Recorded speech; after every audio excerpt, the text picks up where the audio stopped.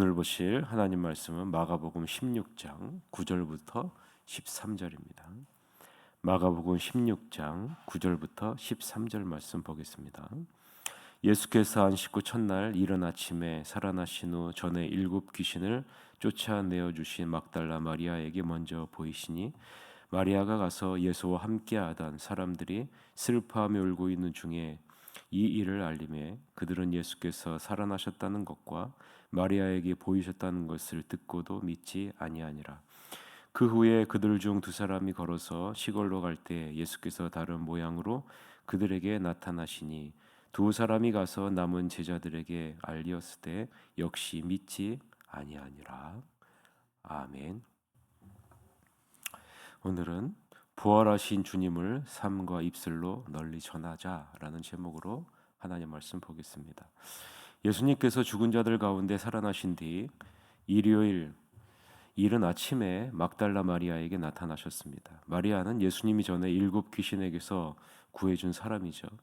막달라 마리아는 예수와 함께 하던 사람들이 슬퍼하며 울고 있는 곳으로 가서 예수님의 부활을 알립니다. 그들은 살아계신 그분을 분명히 배웠다는 마리아의 말을 듣고도 믿지 않죠. 나중에 그들 가운데 2 사람이 시골길로 걸어가는데 예수님께서 다른 모습으로 그들에게 나타나십니다. 그들이 돌아가서 나머지 사람들에게 예수님의 부활을 말했지만 역시 믿지 않더라라는 말씀이 오늘 본문의 내용입니다. 오늘 본문을 읽으면서 우리는 몇 가지 질문을 할 수 있죠. 첫 번째는 왜 부활하신 예수님이 막달라 마리아에게 가장 먼저 나타나셨을까? 왜 부활하신 예수님이 막달라 마리아에게 가장 먼저 자기 자신을 보여주셨을까? 그리고 이 막달라 마리아가 예수와 함께하던 사람들에게 이 예수님의 부활 소식을 알리는데 왜 믿지 않을까? 그리고 시골로 가는 2 제자에게 예수님이 왜 나타나셨을까? 이 2 제자는 왜 시골로 내려갔을까? 그리고 제자들이 부활하신 예수님을 만나고 남은 제자들에게 알려주는데도 왜 믿지 않을까? 이런 부분들을 우리는 질문을 할 수 있겠죠. 자, 먼저 첫 번째, 왜 부활하신 예수님이 일요일 이른 아침에 가장 먼저 막달라 마리아에게 나타나셨을까? 앞선 마가복음 16장 1절에서 8절에서는 1절부터 8절에서는 예수님의 빈 무덤과 천사의 메시지를 통해 예수님의 부활 사건을 간접적으로 알려주고 있죠.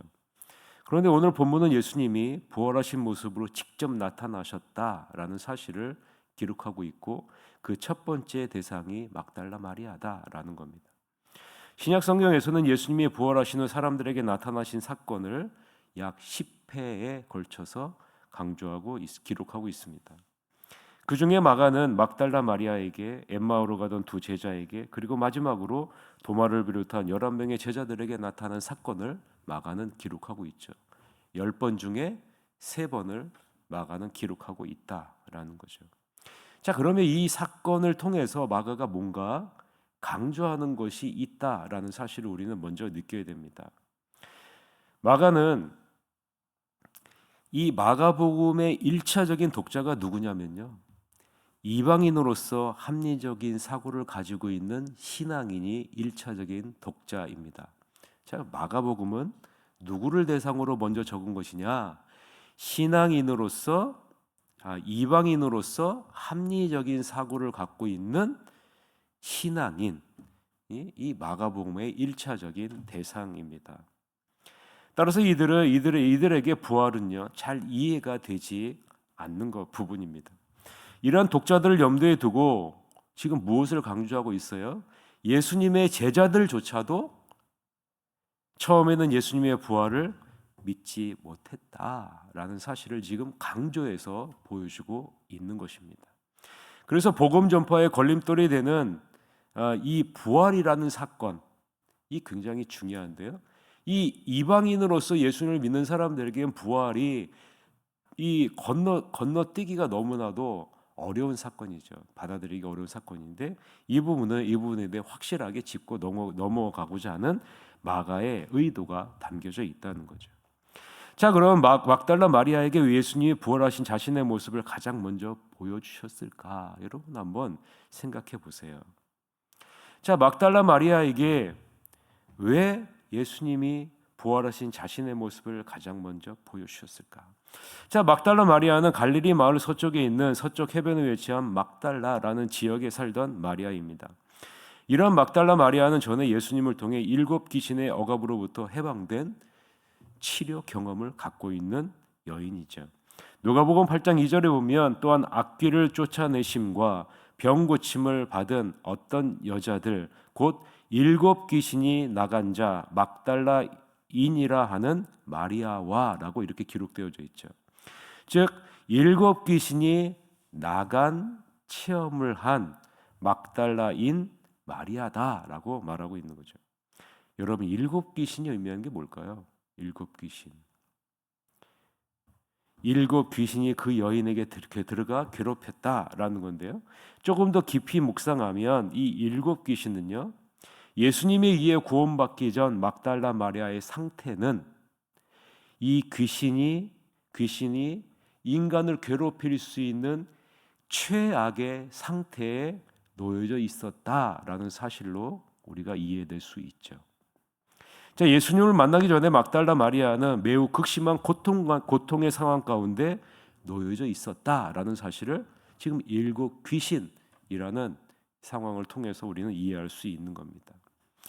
최악의 상황 가운데서 막달라 마리아는 누구를 만났다는 겁니까? 예수님을 만났다라는 거죠. 그리고 예수님을 만났고 구원을 받게 됐다라는 거죠. 그래서 막달라 마리아는 누구보다도 예수님께 받은 은혜를 깊이 깨달았습니다. 그래서 예수님의 복음사에게 전적으로 헌신하며 예수님께 받은 은혜에 보답하고자 헌신한 모습을 우리는 볼 수가 있죠.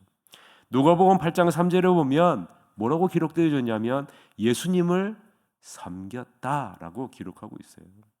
이 막달라 마리아가 그리고 다른 여인들도 예수님을 섬겼다라고 기록하고 있죠. 예수님께 받은 은혜를 깊이 깨달은 사람은 달라도 뭔가 다르다라는 거죠. 다른 모든 제자들은 예수님을 버리고 떠났지만 막달라 마리아는 끝까지 예수님의 십자가의 증인이 되었다는 것은 절대로 우연한 사건이 아니라는 겁니다. 잘 보세요. 예수님의 복음 사역을 돕고 예수님의 순환과 부활의 현장에 등장하는 많은 여인들 가운데 가장 먼저 누가 언급되고 있는지 여러분 성경을 한번 꼼꼼히 한번 보세요.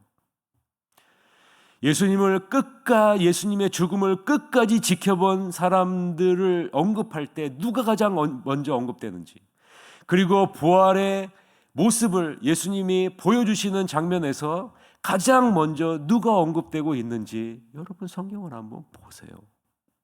누가 언급이 가장 먼저 됩니까? 막달라 마리아예요. 이 막달라 마리아는요, 누구보다도 하나님의 은혜를 깊이 경험한 사람이다. 하나님의 사랑을 깊이 경험한 사람이 바로 이 막달라 마리아다라는 사실을 우리는 알아야 됩니다. 그래서요, 이 막달라 마리아라는 이름이 가장 먼저 언급이 되고 있고요. 그리고 막달라 마리아는 주도적으로 예수님을 따랐고요. 예수님을 섬겼고요. 예수님께 헌신한 사람이 바로 막달라 마리아라는 거예요. 특히 끝까지 따르던 모든 여인들 중에서도요, 가장 주도적으로 헌신한 사람이 막달라 마리아라는 사실입니다. 이제 이 예수님이 막달라 마리아에게 제일 먼저 부활하신 모습을 직접 왜 보여주는지 이해가 되셔야 돼요. 이해가 되셔야 됩니다. 주님은 주님의 은혜를 깊이 깨달은 사람을요, 귀하게 여기신다는 거예요. 그 받은 은혜를 감사하고 헌신하고 주님 앞에 온전히 섬기는 사람을요, 세상은 알아주지 않는다 할지라도 누구는 알아준다는 겁니까? 주님은 알아주신다는 거예요. 주님은 알아주신다는 거예요. 세상 사람들의 기준을 갖고 이 사람을 어떻게 대할지 모르지만 주님은 그 받은 은혜를 깊이 간직하고 그 은혜에 감사하며 헌신하는 섬기는 그 손길을 절대로 외면하지 않으신다라는 사실입니다. 주님께 자신의 삶 전부를 드리는 사람의 특징이 바로 이것이라는 거예요. 주님의 은혜를 깊이 깨닫고 감사하고 있다라는 거죠. 그래서 주님께 받은 은혜가 너무 깊고 커서 내 삶 전부를 드린 사람이 막달라 마리아라는 사실이죠. 여러분의 자녀들에게 그리고 다음 세대에게 무엇을 남겨주시겠습니까? 무엇을 남겨주시겠어요? 여러분이 받은 은혜, 여러분이 받은 주님의 사랑, 그 깊이를 여러분 나눠줘야 되지 않겠습니까? 그러면 어떻게 됩니까? 주님이 귀하게 여기시는 존재가 되지 않겠습니까? 그리고 놀라운 은혜로 채워주시지 않겠습니까? 여러분의 자녀가, 우리의 다음 세대가 이 주님의 은혜를 깊이 깨닫게 해달라고 여러분 날마다 기도하는 여러분이 되시기를 바랍니다. 이 막달라 마리아가 다른 제자들에게 이 사실을 전하죠. 그런데 이들은 막달라 마리아의 말을 듣지 않습니다. 왜 믿지 않을까요? 그리고 두 제자가 엠마오로 가다가 예수님을 만났는데 이 두 제자도 돌아와서 제자들에게 말하는데, 다른 제자들에게 말하는데 역시 믿지 않아요. 왜 믿지 않을까요? 예수님은 이미 제자들에게 자신이 죽을 것이고 사흘 만에 다시 살아날 것을 여러 차례 예고하시지 않았습니까? 그럼에도 제자들은 예수님의 말씀을 이해하지 못했고 마음에 담아두지 않았고 지금 마리아와 두 명의 제자의 말도 듣지 않고 믿지도 않는 겁니다. 여러분, 여기서 중요한 것은요, 믿지 아니하니라라는 이 단어의 의미입니다. 이 믿지 아니하리라라는 이 단어의 의미는요, 불신앙이에요. 불신앙. 뭐에 대한 불신이라는 겁니까? 예수님은 절대로 부활하실 수 없다라는 거예요. 다른 말로 하면요, 예수님의 말씀에 대한 불신입니다. 불신이에요. 메시아이신 예수 그리스도에 대한 불신이 이 단어 안에 담겨져 있는 겁니다. 예수님이 십자가에 못 박혀 죽는 순간, 예수님이 로마 군병에 잡혀서 고난받는 순간 이 사람에게는 아무 가망성이 없다는 겁니다. 그리고 이 사람이 한 말에 대해서는 아무 신빙성이 없다는 불신이 이 제자들 안에 있었다라는 거예요. 그런데 여러분, 막달라 마리아는 달랐다라는 거예요. 달랐다. 하나님의 말씀에 대한 신뢰를 굳건하게 붙잡고 있는 그런 여인이 막달라 마리아 아니겠습니까?